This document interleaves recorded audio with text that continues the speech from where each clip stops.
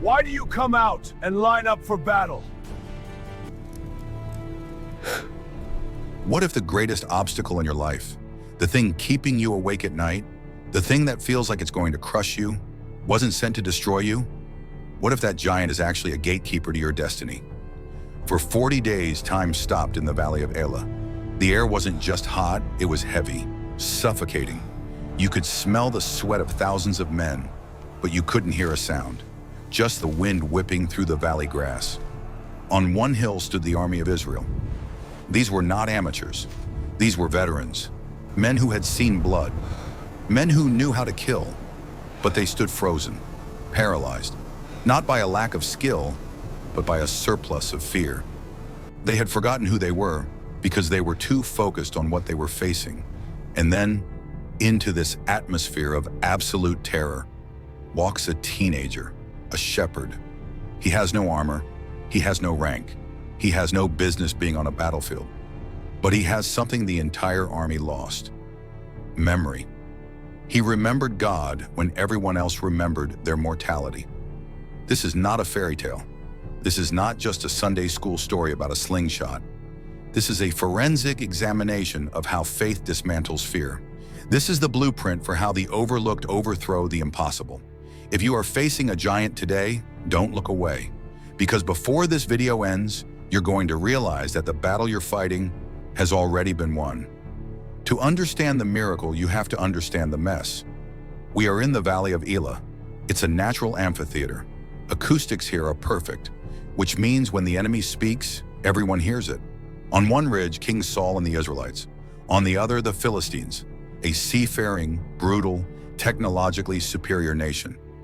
They had iron when Israel only had bronze. They were the superpower of the ancient world, and they had a champion. The Hebrew text describes him with terrifying precision: Goliath of Gath. He stood 6 cubits in a span, that is over 9 feet, 9 inches tall. But it wasn't just his height, it was his technology. He was a walking tank. He wore a coat of scale armor weighing 5,000 shekels of bronze. That's 125 pounds. Just his vest weighed more than a standard soldier's entire kit. He had bronze greaves on his legs, a bronze javelin slung between his shoulders. The shaft of his spear was like a weaver's beam, thick, heavy, unbreakable. The iron point alone weighed 15 pounds. Every morning and every evening, for 40 days, Goliath walked down into the valley floor. That's 80 times. 80 times he humiliated God's people. He shouted, "Why do you come out and line up for battle? "Am I not a Philistine? And are you not the servants of Saul? Choose a man and have him come down to me. If he is able to fight and kill me, we will become your subjects. But if I overcome him and kill him, you will become our subjects and serve us." Notice what he did. He isolated them. Choose a man. Fear always tries to isolate you. It tells you that you are alone. And look at the identity crisis. He calls them servants of Saul. He strips them of their covenant identity. They were the army of the living God, but under the pressure of the giant, they started acting like mere servants of a human king. And where was that king? Saul, head and shoulders taller than any man in Israel, was hiding in his tent. When leadership fails, fear spreads like a plague. The paralysis was total. While the army was freezing, David was worshiping. David was the youngest of 8 sons. In biblical numerology, 8 represents a new beginning. He was the afterthought. When the prophet Samuel came to anoint the next king years earlier, David's own father, Jesse, didn't even bother to call him in from the field. He was just the shepherd. But God develops in the dark what he intends to display in the light. David wasn't training for war in the traditional sense. He was training in faithfulness. He was learning the terrain of the lonely places. Jesse sends David on a supply run. "Take this roasted grain and these 10 loaves of bread to your brothers. See how they are doing." It's mundane, it's boring, it's Uber Eats. David leaves his sheep with a keeper and runs to the battle line. He arrives just as the army is letting out the war cry, a fake war cry. They were shouting like they were going to fight, but nobody was moving. And then he hears it, the voice. Goliath steps out for the morning taunt. The same words, the same mockery. The soldiers of Israel shrink back in dread. But David leans in. David doesn't see a giant. He hears a blasphemy. While the soldiers are calculating the odds of survival, David is calculating the insult to God's glory. He asks the men standing near him, "What will be done for the man who kills this Philistine and removes this disgrace from Israel? Who is this uncircumcised Philistine that he should defy the armies of the living God?" Do you see the shift? The soldiers saw a giant. David saw an uncircumcised Philistine.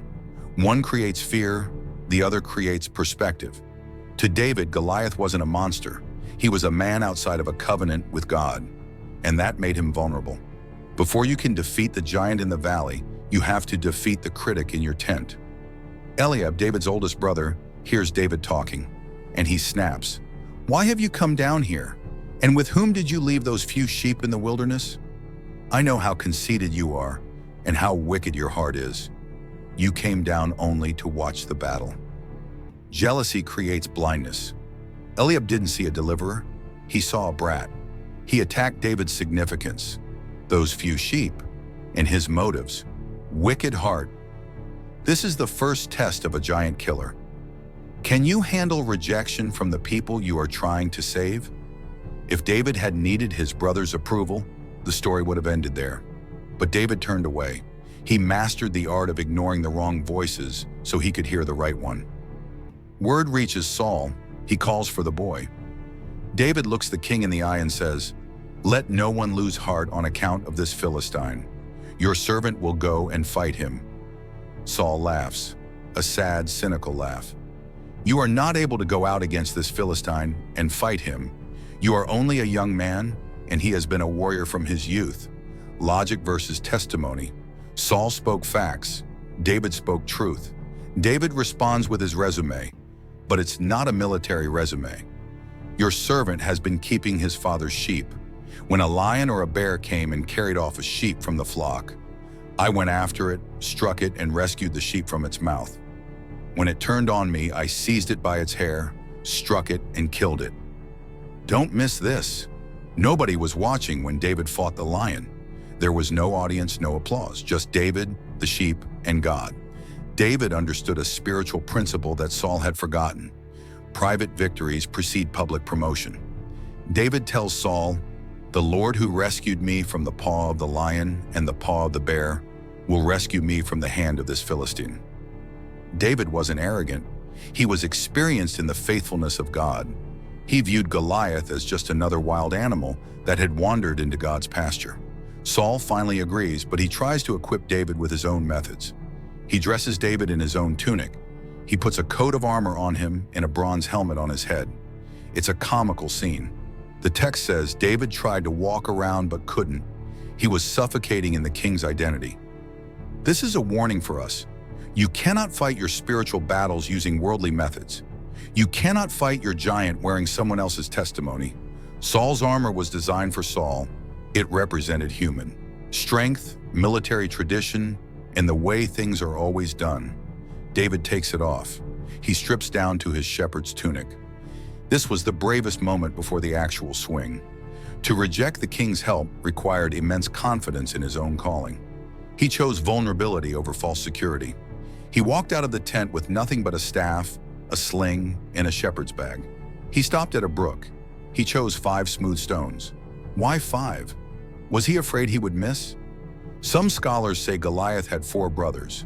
Maybe David was ready to take out the whole family tree. Maybe it was just preparation. But look at the contrast. Goliath has a sword, a spear, a javelin, and a shield bearer. David has a leather strap and a rock. From a military standpoint, this is suicide. From a ballistic standpoint, it's a sniper rifle. A slinger in ancient warfare was deadly. They could hit a hare at 100 yards. The stone leaves the sling at speeds approaching a modern handgun bullet. But the weapon wasn't the sling.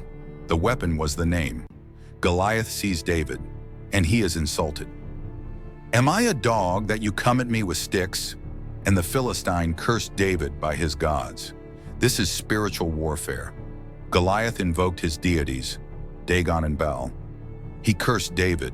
He tried to unleash spiritual intimidation. "Come here," he said, "and I will give your flesh to the birds and the wild animals."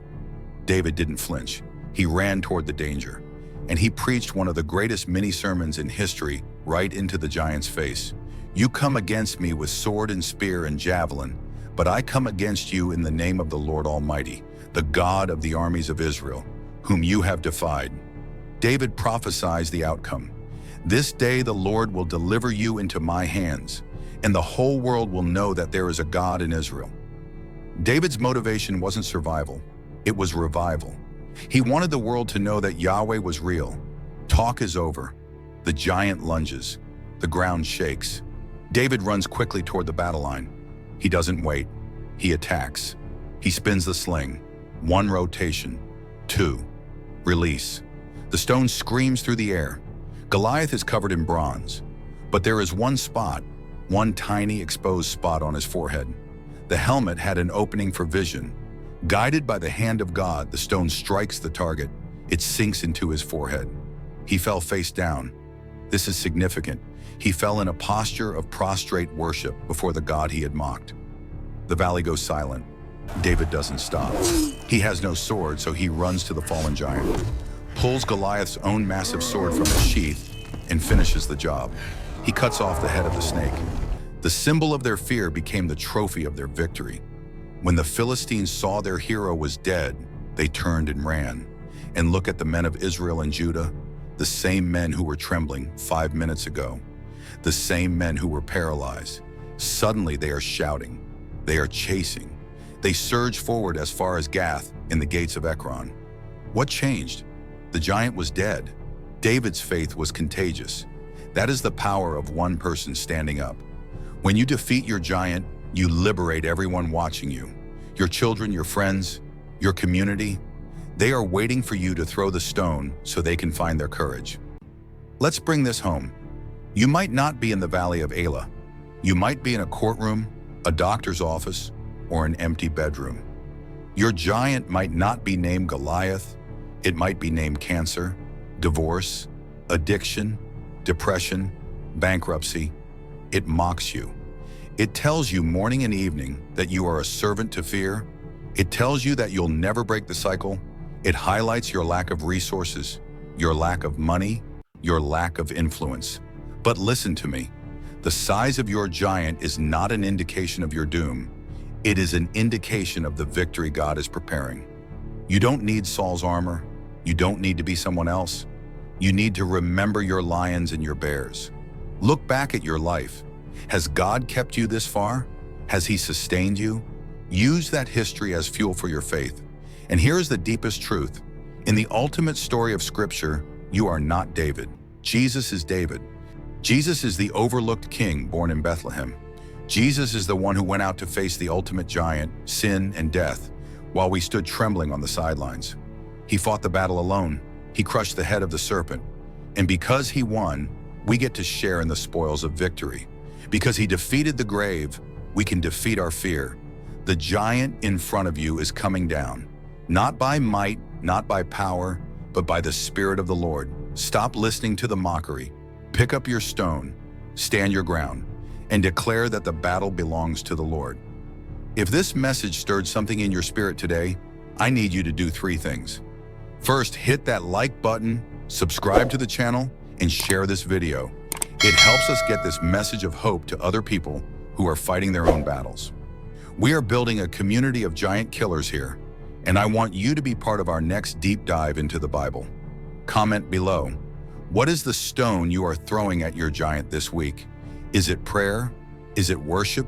Is it simply refusing to quit? Let me know down in the comments.